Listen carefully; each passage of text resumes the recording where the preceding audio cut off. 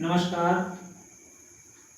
आज हम अपने विद्यार्थियों को, अपने बच्चों को हिंदी साहित्य के अंतर्गत 12वीं कक्षा के विद्यार्थियों के लिए विशेष करके ये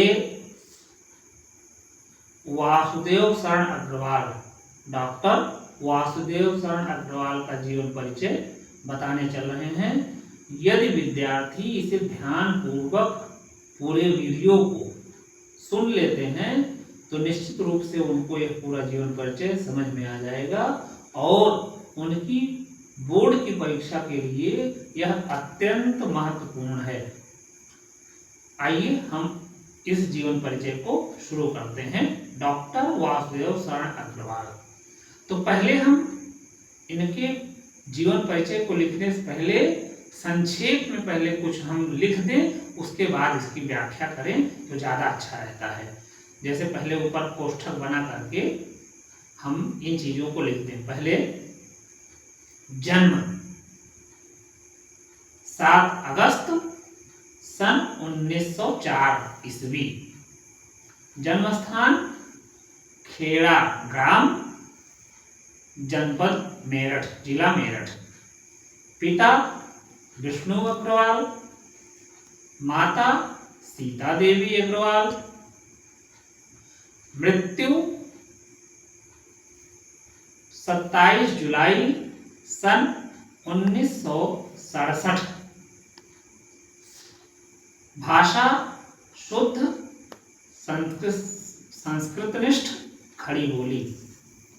प्रमुख रचनाएं पृथ्वीपुत्र, कल्पवृक्ष, भारत की एकता, वाग्धारा, मातृभूमि, कला और संस्कृति, पाणिनि कालीन भारतवर्ष, कल्पलता आदि। आइए अब हम इनका जीवन परिचय विस्तार से शुरू करते हैं और अपने विद्यार्थियों को समझाने का प्रयास करते हैं। आधुनिक काल के प्रसिद्ध साहित्यकार डॉक्टर वासुदेव शरण अग्रवाल का जन्म सन 1904 ईस्वी को 7 अगस्त के दिन मेरठ जिले के खेड़ा नामक गांव में हुआ था। इनके पिता का नाम विष्णु अग्रवाल तथा माता का नाम सीता देवी अग्रवाल था।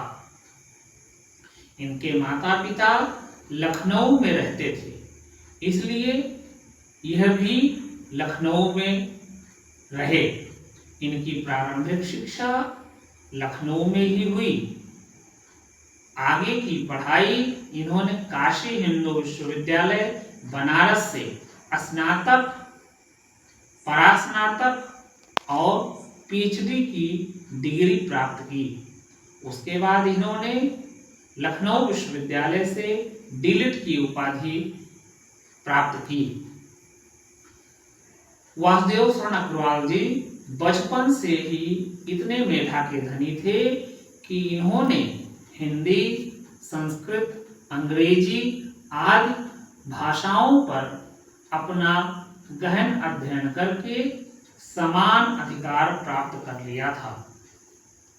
इन्होंने निबंध, कहानी आदि के अतिरिक्त अन्य कई विधाओं में भी अपनी लेखनी चलाई। डॉक्टर वासुदेव शरण अग्रवाल की मृत्यु 27 जुलाई सन 1967 ईस्वी को हो गई।